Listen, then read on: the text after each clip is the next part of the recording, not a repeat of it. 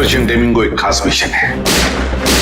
इस मिशन में हमारे अंडरकवर कॉप्स गैंगस्टर्स बनकर क्राइम सिंडिकेट्स में, गैंग्स में घुस गए हैं। और ये पैंट तुम्हें कहां से मिली? क्योंकि क्राइम स्पॉट पर मुझे तो ऐसी कोई पैंट नहीं मिली। सीआईडी के बेकसूर ऑफिसर्स मारे जा रहे हैं और आपकी मदद से हम उन्हें बचा सकते हैं।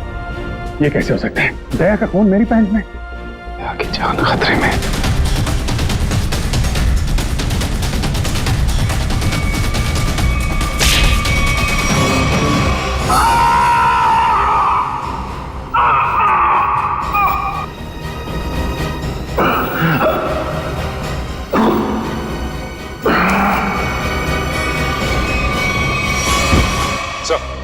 शहर में जितने भी चेक नाके हर जगह पता किया, ना ही एसीपी सर का पता लगा और ना ही दया सर का।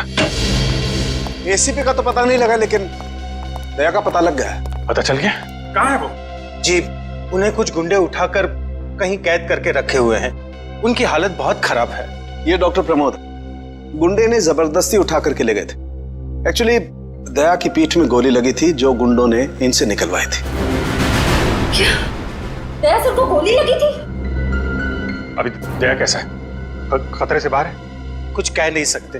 मैंने गोली तो निकाल ली है, पर वहां का माहौल जिस तरह का है, किसी भी मरीज के लिए वो ठीक नहीं है। आपको कुछ तो याद होगा डॉक्टर साहब, कहाँ है उन गुंडों का अड्डा?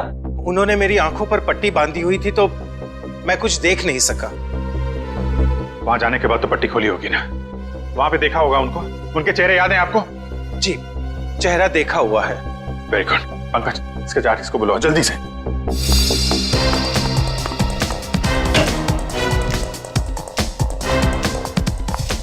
अभिजीत, वो मैं तुमसे आए। सर, आप यहाँ पे? हाँ, मैं यहाँ पर। अच्छा तारिका, पेट पर जो ब्लड लगा था उसकी डीएनए रिपोर्ट आ गई? हाँ हाँ। तो वही बताने आई होगी ना तुम अभिजीत सर को, या फिर तुमने पहले ही बता दिया होगा? अपने बॉस को, डॉक्टर सालुके को बताना कतई जरूरी नहीं समझा? नहीं, कोई बात नहीं, हो जाता है। चलो कोई बात नहीं। क्या है उस डीएनए रिपोर्ट में? वो ब्लड सैंपल किसका है तारिका?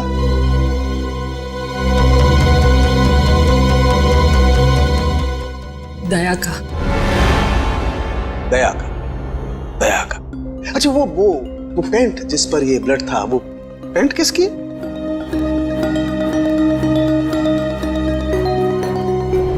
ये कैसे हो सकता है? दया का खून मेरी पैंट में। अभिजीत की। अब इतने दूर आए हैं तो ऐसे ही टाइम बेकार थोड़ी जाने दूंगी मैं। वाह बीवी जी वाह, इसे कहते हैं बहती गंगा में हाथ धोना। केतन, बहुत प्यास लगी है, नारियल पानी पीते हैं, चलो ना। केतन, अरे नहीं, क्यों? चलो ना प्लीज। केतन, बाकी शॉपिंग ना किसी और दिन करते हैं, चलो घर चलते हैं। नहीं, मुझे अभी शॉपिंग किसी और दिन। क्यों? समझो ना यार, मेरा पेट खराब है, प्लीज। नहीं अभी समझा करो, मैं कह रही हूँ ना। घर चलते हैं, प्लीज मानो बात को। केतन, कहाँ थे तुम केतन? कौन है ये? मुझे क्या पता, मैं इन्हें नहीं जानता। तुम मुझे नहीं जानते? अपनी सिमी को नहीं जानते केतन? देखिए बहन जी, आपको कोई गलतफहमी हो गई है। ये केतन नहीं है, ये मेरे पति जय है। मुझे अपने पति को पहचानने में कोई गलतफहमी नहीं हुई। ये मेरे केतन हैं। शायद आपके पति की शक्ल मेरे से मिलती होगी। मेरा नाम तो जय है, जय धनकिशोर। ये देखिए मेरा ड्राइविंग लाइसेंस। तुम पुलिस वालों के लिए ड्राइविंग लाइसेंस झूठे बनाना बहुत आसान है, मैं सब जानती हूँ। पर तुम ऐसा क्यों कर रहे हो? पुलिस? बहन जी, ये पुलिस में नहीं है, ये तो मार्केटिंग मैनेजर है। ये मार्केटिंग मैनेजर नहीं, मेरे पति हैं, एक पुलिस ऑफिसर। 6 साल पहले केस की ड्यूटी के लिए गए थे और आज तक वापस नहीं लौटे। 6 साल पहले? हाँ। आपकी शादी कब हुई? 5 साल पहले। तुम मुझ पे शक कर रही हो, और वो भी इस अजनबी औरत के कहने पे। चलो। केतन रुको, केतन।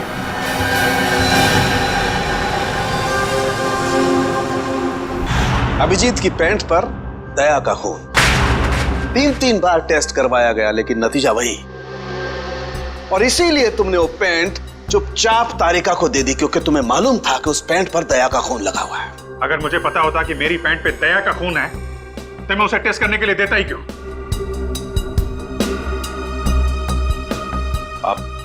आप लोगों को ही ये तो नहीं लग रहा है कि दया की हालत का जिम्मेदार मैं हूं? चलो ठीक है, मान लिया।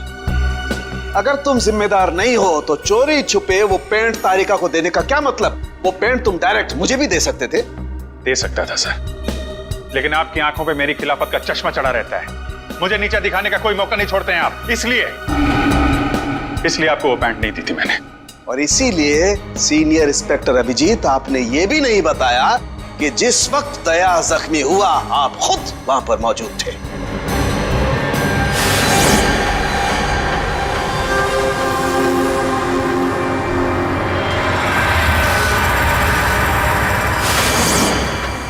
बता देता, अगर मुझे याद होता तो।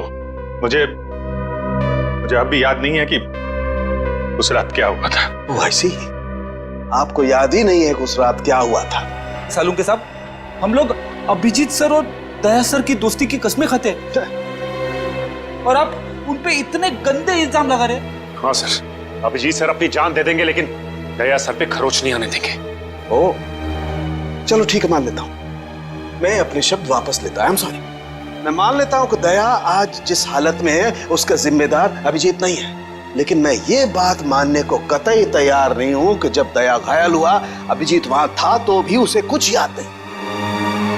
कोई तो ऐसी बात होगी जो अभिजीत के दिमाग में घुस गई होगी, कुछ तो। इट्स इम्पॉसिबल, कुछ भी याद नहीं है। डॉक्टर साहब, मेरी दुखती हुई नस पे नमक मत छिड़किए। आप अच्छी तरीके से जानते हैं कि मेरी याददाश्त। जानता हूं अभिजीत, याद दिलाने की कोशिश मत करो। मैं अच्छी तरह से जानता हूं कि जब सीनियर इंस्पेक्टर अभिजीत मुसीबत में होते हैं उनके पास अपने बचाव के लिए एक बहुत शानदार हथियार होता है, उनकी याददाश्त। प्लीज सालुंके सर, आप अभिजीत की इंटेग्रिटी पे hold on doctor Tarika, integrity का पाठ आप मुझे मत पढ़ाइए। आपने सीआईडी का सबसे बड़ा नियम तोड़ा है, हम लोगों से इतना इंपॉर्टेंट सुराग छुपाने का। Understand that? इंटीग्रिटी। सर, उस रात की कोई ऐसी बात जो आपको याद हो? कुछ भी?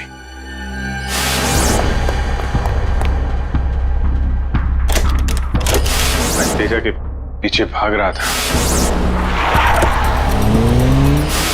वो भाग के गाड़ी में बैठ गया और फिर किसी ने उसे गोली मार दी और गाड़ी से बाहर फेंक दिया।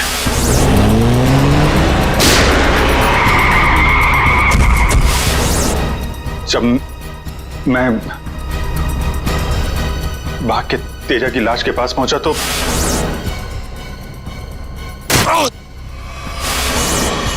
किसी ने मेरे गर्दन के पीछे कुछ सुई जैसी फिर मैं बेहोश हो गया और दूसरे दिन जब आंख खुली तो मैंने पाया कि मैं एक सड़क के ऊपर गिरा पड़ा हूं। इस बीच क्या हुआ मुझे कुछ याद नहीं, मुझे कुछ याद नहीं। ठीक है, कोई बात नहीं। उस रात एग्जैक्टली क्या हुआ था ये पता चल जाएगा इस गोली के जरिए। ये वो गोली है जो दया की पीठ में से निकाली थी डॉक्टर प्रमोद ने, और इस गोली की बैलिस्टिक रिपोर्ट से पता चल जाएगा कि दरअसल ये गोली किसकी गन से चली है। Tarika, come with me. Doctor Pramod, एक मिनट। आपको स्केच बनवाने हैं और मुझे आपसे कुछ सवालों का जवाब चाहिए। जी पूछिए। डॉक्टर साहब, आपको उन गुंडों ने कहां से किडनैप किया था? प्रताप नगर से। और फिर आपकी आंखों पे पट्टी बांध दी थी? जी, और उसके बाद गाड़ी में बिठाकर उनके अड्डे तक लेकर गए। अड्डे तक पहुंचने में आपको कितना टाइम लगा होगा, कुछ याद है आपको? 40-45 मिनट। 40-45 मिनट। कितने बजे की बात है ये?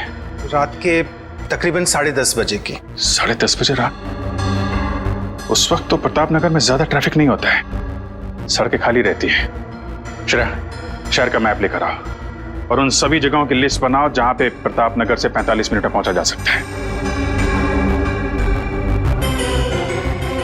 श्रेया, क्या बात है? शहर का मैप लेकर आओ जल्दी। सॉरी सर, मेरी तबीयत कुछ ठीक नहीं लग रही। एक्सक्यूज मी।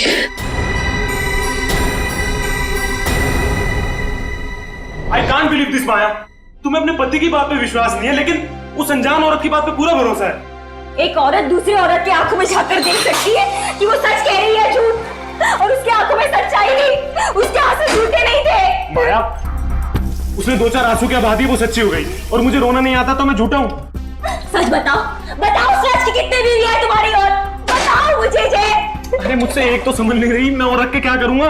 वो तो आज मेरा नसीब अच्छा था कि मार्केट में तुम्हारी पोल खुल गई, वरना जिंदगी भर मैं यही सोचती रहती कि तुम मुझसे प्यार करते हो। हाँ माया, ये बात सच है कि मैं सिर्फ तुमसे प्यार करता हूँ। माया, तुम बताते क्यों नहीं हो सच अपने बारे में, अपने अतीत के बारे में कुछ बताते क्यों नहीं हो मुझे?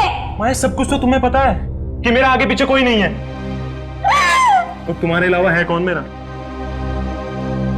और तुम्हारा काम पुलिस में हो या मार्केटिंग मैनेजर हो? मार्केटिंग? माया, सब झूठ।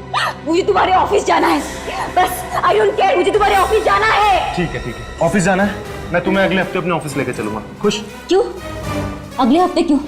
हाँ, तो कल क्यों नहीं?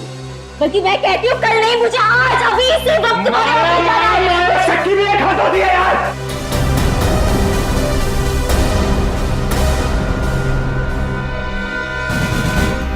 ठीक है मैं, I'm sorry मैं तुम्हें ऑफिस लेके चलूंगा। झूठ बोलने की भी हद होती है जय। उसके तर अब जब तक मुझे सच्चाई नहीं बताओगे तब तक मुझसे बात करने मत आना तुम। माया, लिसन टू मी माया, सुनो माया, माया, माया, open the door Maya.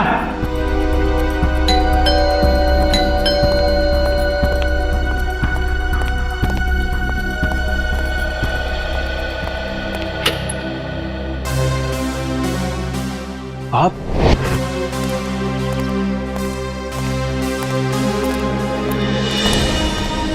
Ketan, mission का काम रोक दो और इसी वक्त चले जाओ यहाँ से। नहीं सर, मैं इस मिशन को अपनी जिंदगी के 6 साल दे चुका हूँ। सर प्लीज सर, आप भी इस मिशन को मत रोकिए।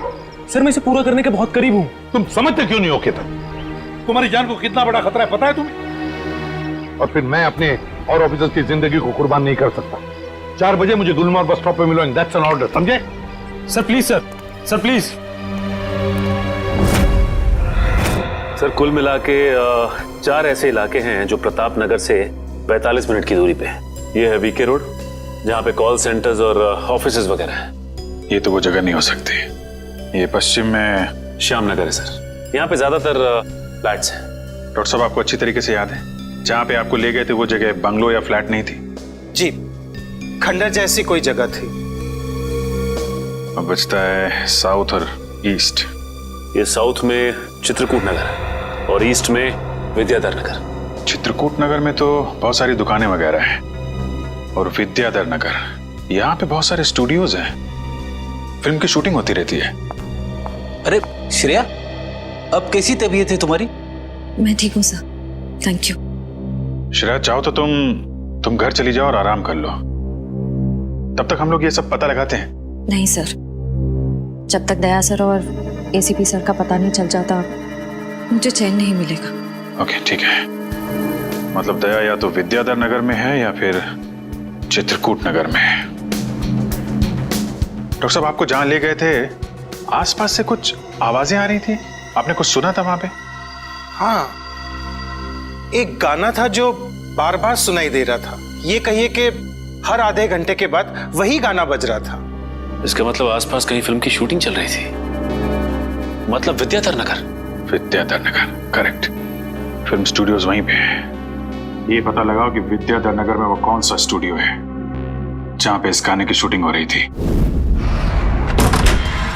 उठ जाग मुसाफिर भोर भई, अब रहन कहाँ जो सोवत है। ओले ओले ओले ओले ओले दया बेटा, उठ जा उठ जा उठ जा उठ जा। सुबह हो गई, स्कूल जाने का टाइम हो गया। अच्छे बच्चे नहीं सोते, उठ जा उठ जा उठ जा। कौन हो तुम लोग? सीआईडी के दुश्मन और मुजरिमों के दोस्त। देखो देखो देखो देखो देखो देखो कैसे तड़प रहा है पिंजरे में बंद शेर की तरह। एक बार जंजीरें खोल दे, फिर देख तुम लोगों का क्या हाल करता हूं मैं। ना ना ना ना ना ना, हमें मरना है क्या शेर से पंगा लेके? अरे हम तो बस इतना बताने आए थे कि तुम्हारे साथ साथ अब तुम्हारी पूरी सीआईडी टीम का सर्वनाश होने वाला है। सर्वनाश। बहुत देखे तुम जैसे सीआईडी का सर्वनाश करने वाले। आज वो लोग कहाँ हैं किसी को पता नहीं। तुम हमें इतना मूर्ख और कमजोर मत समझो, क्योंकि हमारा बॉस इतना चालाक है कि सीआईडी के पूर्वज भी उस तक पहुंच नहीं पाएंगे। एक बात सुन, अपने बॉस से कह दे कि उल्टी गिनती अब शुरू कर दे। वो नहीं बचेगा, नहीं बचेगा वो। क्या बात है यार, तुम सीआईडी वालों की यही अदा हमें बहुत पसंद है। मौत के मुंह में बैठ के भी डायलॉग मारना नहीं छोड़ते। दया, तुमसे मिलकर बहुत अच्छा लगा। अलविदा।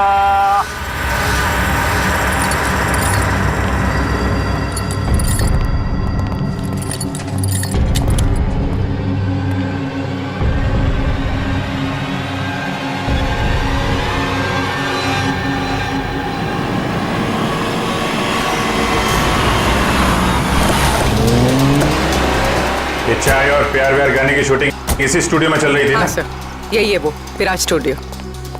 को यहीं कहीं रखा गया होगा।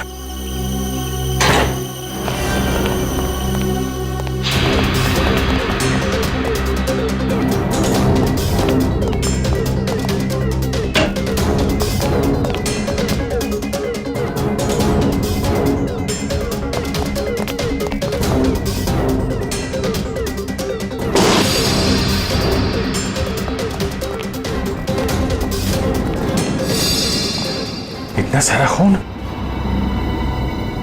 मतलब सर, दया सर यहीं पे थे? ये जंजीरें, इन जंजीरों से बांध के रखा गया था मेरे दोस्त को। एक बार ये भेड़िए मिल जाए। सर, ये चाय का ग्लास मिला है। चाय अभी तक गर्म है सर। चाय गर्म है, इसका मतलब वो लोग ज्यादा दूर नहीं गए होंगे।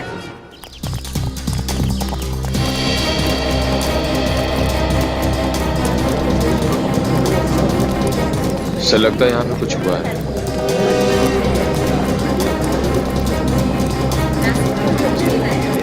हटिए प्लीज, साइड दीजिए प्लीज, हम लोग सीआईडी से।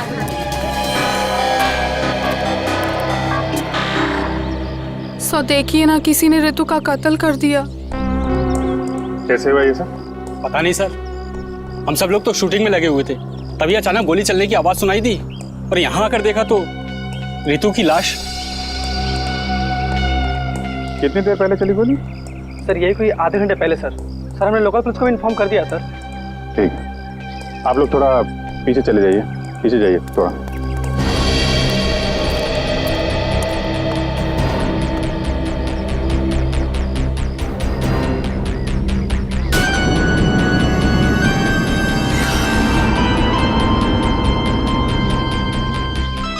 एग्जिट गुंडा है माथे पे।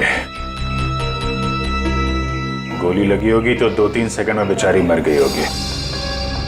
गोली लगी और आर पार। जरा चेक करो आसपास, देखो गोली इस डायरेक्शन में कहीं मिलती है क्या?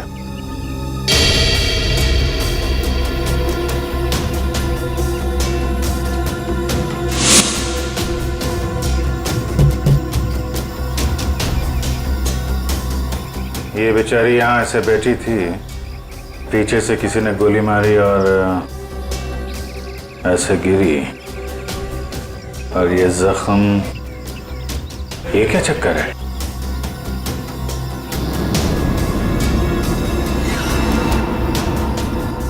विग पहनी हुई थी इसने।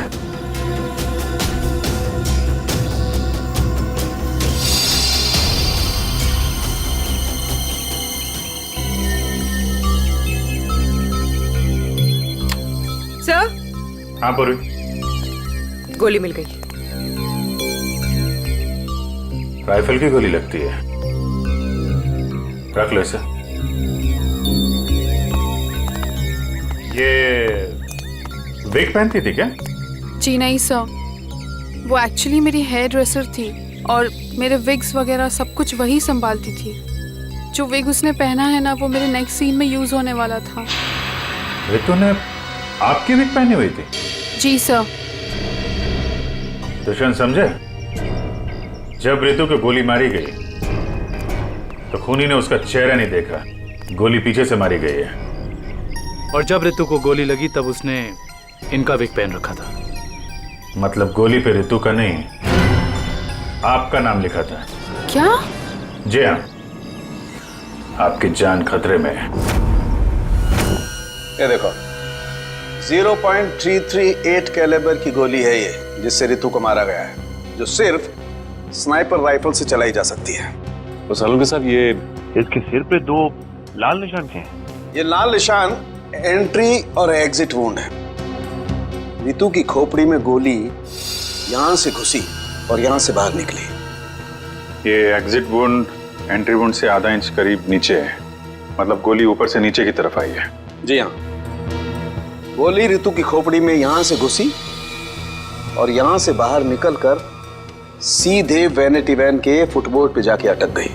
और हमारे कैलकुलेशंस के हिसाब से गोली चली है यहाँ से, ऐसे। गोली लगभग 2-3 मंजिल की ऊंचाई से चलाई गई है। काफी कुछ पता लगा लिया सर आपने। हाँ, रितु के केस में तो मैंने काफी कुछ पता लगा लिया है।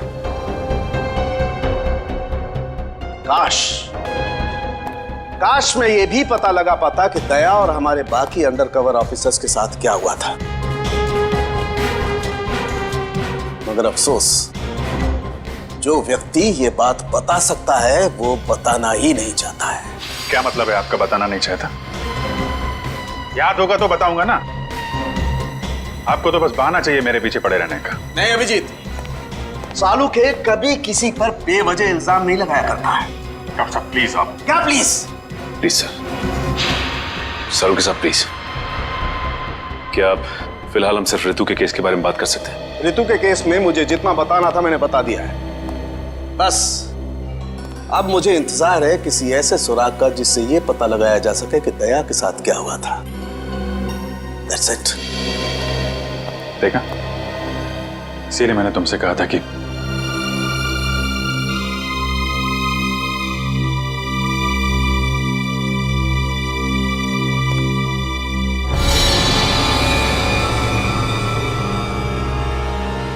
Sharp shooter. साहब, मैं आपको बोल रहा हूँ ना, पिछले 1 हफ्ते से यहाँ कोई शूटिंग नहीं हुई, तो यहाँ किसी का आने का सवाल ही नहीं उठता। मतलब पिछले 1 हफ्ते से तुम्हारे अलावा स्टूडियो में कोई नहीं आया?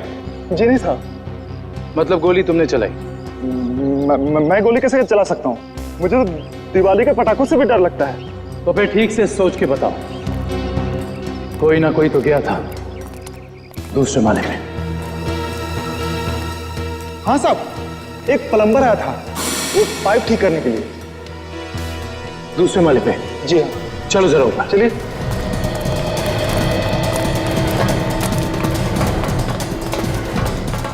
किस तरफ? ये साइड।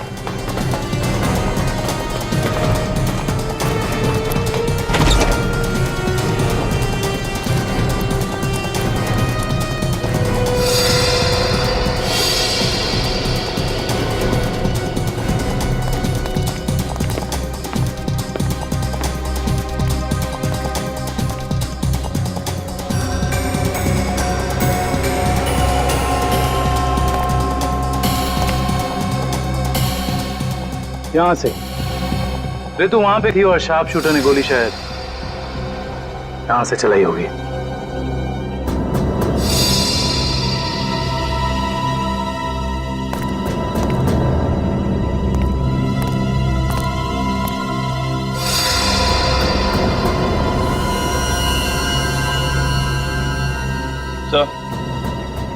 सलावनिया पर गोली ही चलाई गई है। गिरा उस गोली का शेल। तुम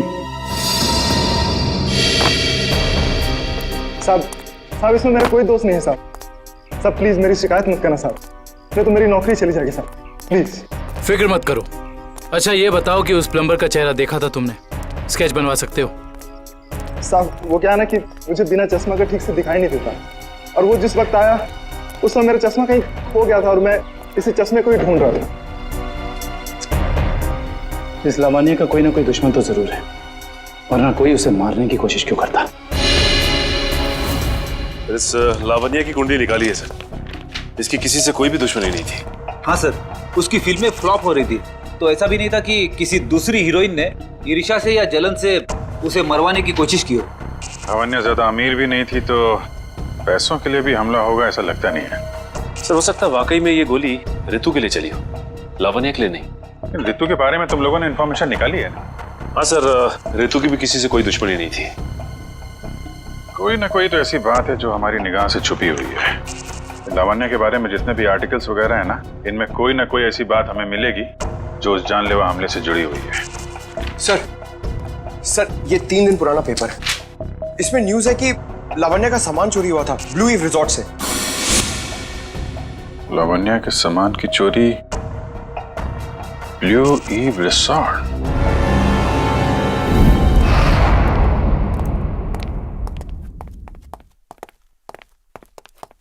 यही रूम है सर।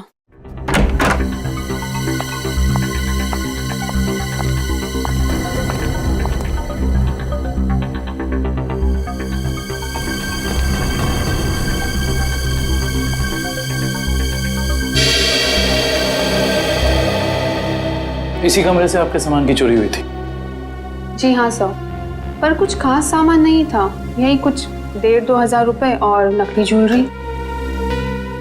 और पुलिस को कोई सुराग नहीं मिला यहाँ से? नहीं सर।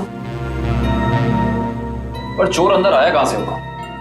खिड़की से, एसी डक्ट से, या फिर दरवाजे से आया था। पुलिस के मुताबिक उसने चाबी का इस्तेमाल किया था अंदर आने के लिए। और ये कमरे की चाबी किस किस के पास थी? एक मेरे पास और एक इन लोगों के पास।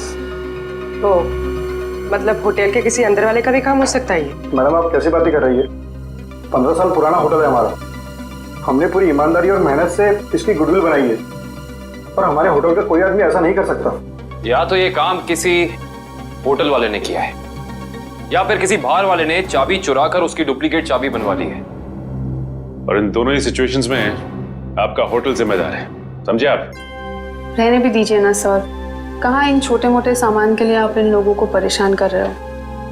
लावण्या जी, हम ये पूरी कार्रवाई आपके सामान के लिए नहीं, बल्कि उस आदमी को पकड़ने के लिए कर रहे हैं जिससे आपकी जान को खतरा है। क्योंकि हमें लगता है इस चोरी का संबंध आपके ऊपर हुए जानलेवा हमले से हो सकता है। इसलिए जरा ठीक से याद करके बताइए, और कोई खास सामान या कोई कीमती चीज जो चोरी हुई थी? हाँ, मेरा तो नहीं, मगर मेरी हेयर ड्रेसर ऋतु का सामान चोरी हुआ था, और उसके बाद वो अचानक से उसका मूड खराब हो गया और वो बहुत रो रही थी। ऐसा क्या सामान चोरी हो गया उसका? एक अजीब सा शोपीस था। शोपीस?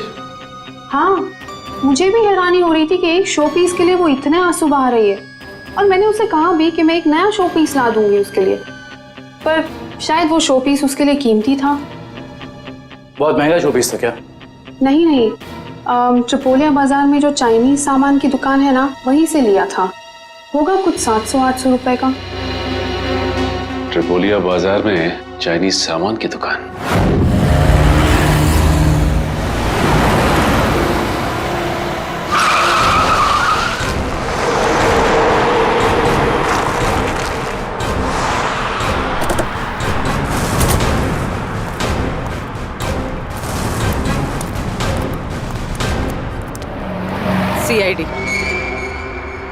सीआईडी?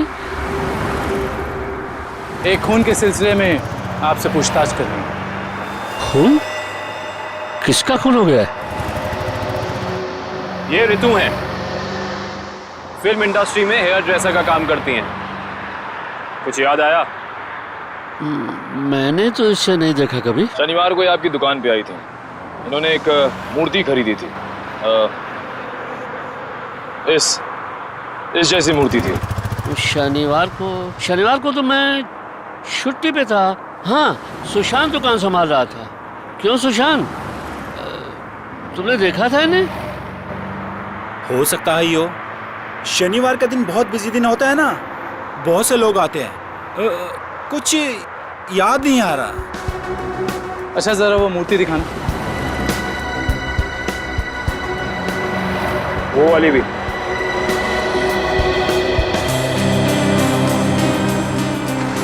ऐसे और कितने पीसेस हैं आपकी दुकान पे?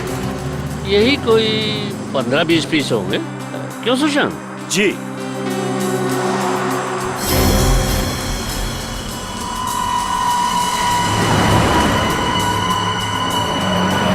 ये इन 2 बॉक्सेस पे ये क्रॉस के निशान क्यों लगे? अरे वो तो डिफेक्टिव पीस है, इन्हें फैक्ट्री वापस भेजना है, किसी काम के नहीं आपके। वो अभी पता चल जाएगा। दिखाओ इधर, दिखाओ।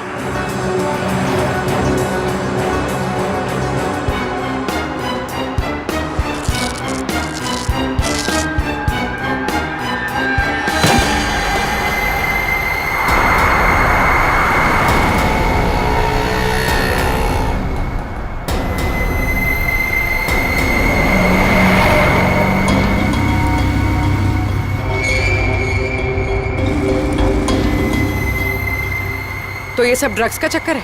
रितु को भी ऐसे ही शोपीस बेचा था? सुशांत, तुम मेरी दुकान में ड्रग्स का कारोबार कर रहे थे? बंद करो अपना ये नाटक। चलो अरेस्ट कर लो इन्हें। आइए सर आपको गलत फहमी हुई है। मैंने कुछ नहीं आइए, किया। चलिए मेरे साथ, आइए हमें दूर करते हैं। सर आपको गलत फहमी हुई है।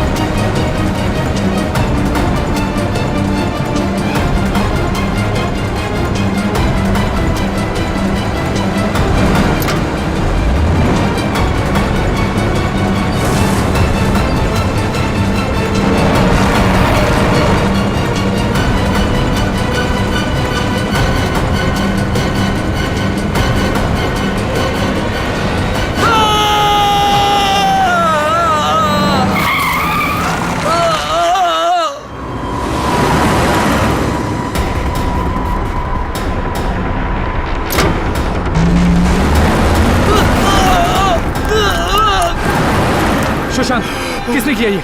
बोलो सुशांत, जवाब दो। हाँ बोलो, बोलो सुशांत, किसने किया ये? सुशांत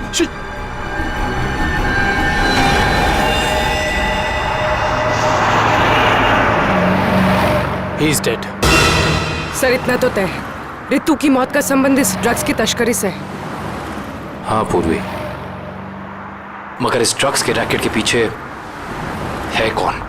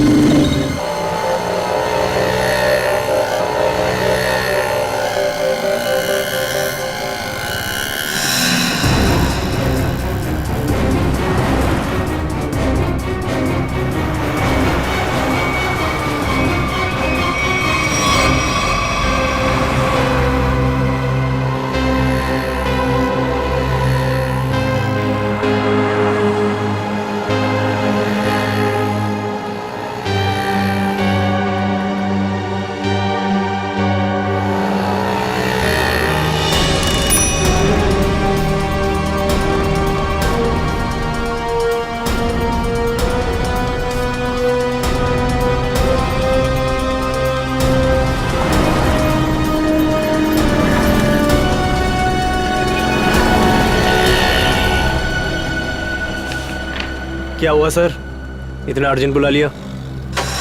जय, तुम्हारी जान को खतरा है। तुम सब लोगों के बारे में किसी को पता चल गया है और वो एक एक करके मारे जा रहा है। ये कैसे हो सकता है सर? आखिर ये खबर खोली किसने? वही तो समझ में नहीं आ रहा है, वही तो पता लगाना है। तुम एक काम करो, इसमें भोपाल की टिकट है और 10,000 रुपये है। जल्दी से निकल लो यहां से, जाओ निकल लो जल्दी। जय, जय क्या हुआ? जय,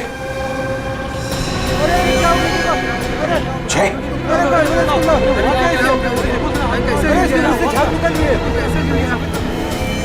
माय गॉड,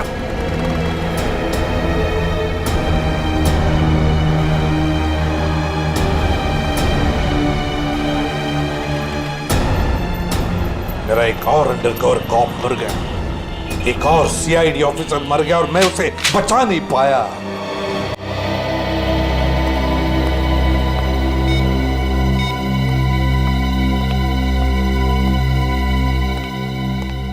सर का फोन क्यों नहीं लग रहा है? श्रेया, दया सर भी वापस आ जाएंगे जैसे अभिजीत सर वापस आ गए। सर कैसे वापस आ जाएंगे? हमें ये भी नहीं मालूम कि दया सर कहाँ है। सर ना दया सर का पता लग रहा है, ना ही एसीपी सर का। श्रेया, वो लोग सीआईडी ऑफिसर्स हैं, हजारों बार ऐसे तूफान से गुजर चुके हैं। जहां भी होंगे बिल्कुल ठीक ठाक होंगे वो लोग। सर आप ऐसा कैसे कह सकते हैं? आपने खून देखा था ना, कितना सारा खून पड़ा हुआ था वहां पे। और वो गोली जो दया सर की बॉडी से निकली हुई थी। हाँ श्रेया, मैंने सब कुछ देखा, लेकिन इसका मतलब ये तो नहीं कि सीआईडी ऑफिसर्स नहीं मरते। सर सर आप ठीक तो है ना सर? सर कल से आपका फोन नहीं लग रहा था। हाँ, मैं किसी जरूरी काम में उलझ गया था। कोई टॉप सीक्रेट काम था जो किसी को भी बता नहीं सकता था, तुम लोगों को भी नहीं। सर वो क्या? सर दया सर का कुछ पता नहीं चल पा रहा है। दया सर का कुछ पता नहीं है मतलब? सर दया सर गायब है। तो गया कहाँ वो? पता नहीं सर, उनका फोन भी नहीं लग रहा है। और सर उन्हें गोली भी लगी है। दया को गोली लगी है? एक मिनट, ये सब तुम लोगों को कैसे पता? सर अब सालुम के साहब बता रहे थे कि दया सर की बॉडी से एक डॉक्टर ने गोली निकाली और चुपके से लाके उनको दी। दया की बॉडी में से गोली निकालकर उसने सालुंखे को भेज दी गोली। अभिजीत कहाँ है? सर अभिजीत सर भी गायब थे, अभी 3 घंटे पहले वापस आए। और तो और सर, अभिजीत सर की पैंट पे दया सर का खून लगा हुआ था। अभिजीत गायब था, 3 घंटे पहले वापस आया और उसके पैंट के ऊपर दया का खून। और उन्हें कुछ याद नहीं है सर। और उन्हें कुछ याद नहीं। फिर वही बात, ये अभिजीत जब भी कभी मुसीबत में पड़ता है, इसकी याददाश्त चली जाती है। ये हो क्या रहा है सीआईडी में? हमारे 3 अंडरकवर ऑफिसर्स मारे गए, उनके बारे में मेरे अलावा और किसी को भी कुछ भी पता नहीं था, फिर भी उनके नाम भी पता चल गए बाहर। कैसे? सर अगर ये बात सिर्फ आपको पता थी तो फिर? वही तो मैं कह रहा हूं सचिन, वही समझ में नहीं आ रहा है। ये सब हुआ कैसे हो रहा है ये? इसका एक ही मतलब है सचिन, हमारे बीच में कोई तो है जो हमसे गद्दारी कर रहा है, कोई गद्दार है। और सर एक बात और, एक हेयर ड्रेसर का खून हो गया सर। Hairdresser? हाँ सर, शूटिंग के दौरान उसका खून हुआ। सर लगता है ये खून ड्रग्स की वजह से हुआ है। और सर छानबीन के दौरान एक आदमी तक पहुंचे भी, लेकिन बाद में वो भी मारा गया। और सर उसकी जेब से हमें ये कागज मिला है सर, इसके ऊपर कुछ नंबर्स लिखे हुए हैं। 185637245 183567234 सचिन, ये कोई सेल फोन नंबर या फिर टेलीफोन नंबर्स भी नहीं हो सकते। ये नंबर्स कुछ और ही है, ये नंबर्स कुछ और ही है। क्या नंबर्स हो सकते हैं ये? आसान। अरे ये लोग तो तुम्हारे साथ हैं। तुम्हारे ऑफिसर तो तुम्हें ढूंढ ढूंढ के परेशान हो रहे। मैं कहां गया था उनको पता है। अब तू बता, ऐसी कौन सी बात है जो तू मुझे फोन पर नहीं बता सकता था? प्रद्युमन, ये बात हम दोनों अकेले में नहीं कर सकते। क्यों?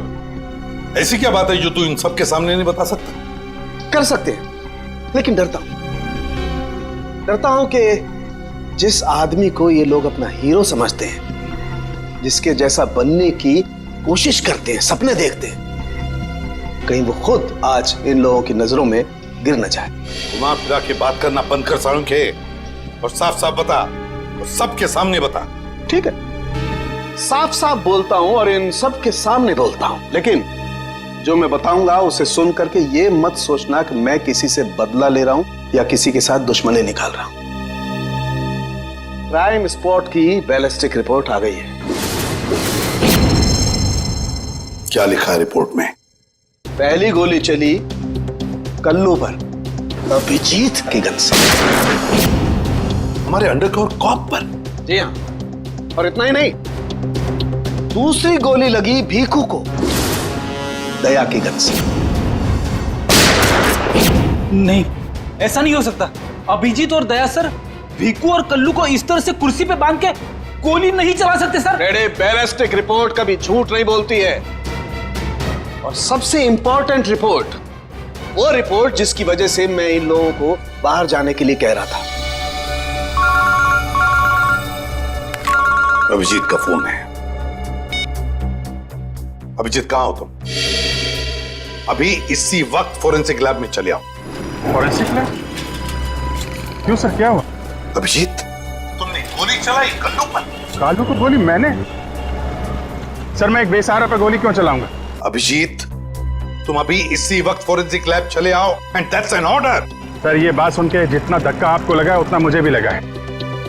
जब तक मैं ये पता नहीं कर लेता कि उस रात क्या हुआ था, मैं नहीं आऊंगा सर। तो क्या तुम मेरे खिलाफ जाओगे? सर, मैं आपके खिलाफ नहीं जा रहा हूं सर। सर, वही कर रहा हूं जो आपने हमेशा सिखाया है, सीआईडी की ड्यूटी सर। अभिजीत, मना कर दिया? आपके ऑनेस्ट, ब्रिलियंट, इंटेलिजेंट ऑफिसर ने आपका ऑर्डर मानने से मना कर दिया एसीपी साहब। मैं जानता था प्रद्युमन, ये अभिजीत एक न एक दिन पूरी सीआईडी टीम के लिए वो मछली साबित होगा जो पूरे के पूरे तालाब को गंदा कर देती। इस अभिजीत की वजह से पूरी की पूरी सीआईडी टीम बदनाम हो रही है। कलंक है ये अभिजीत, सीआईडी टीम पर एक बहुत बड़ा धब्बा है, कलंक। बस कीजिए सर, बस कीजिए। कितना भला बुरा बोलेंगे आप? मैं बस कर दूं? मैं तो बस कर दूंगा तारिका, लेकिन ये रिपोर्ट, इसका क्या करोगी? ये बस नहीं करेगी तारिका, ये बस नहीं करेगी बॉस। जानते हो इस रिपोर्ट में क्या है? क्या है उस रिपोर्ट में? दया पर गोली किसने चलाई? किसने मारी साळुंखे? किसने मारी गोली? प्रद्युमन, दया पर गोली तुम्हारे honest, intelligent, brilliant officer Abhijeet ने चलाई है। क्या? दया अभिजीत की गोली का शिकार हुआ है प्रद्युमन। अभिजीत ने गोली चलाई है दया पर। अभिजीत ने? हाँ, अभिजीत ने दया को गोली मारी।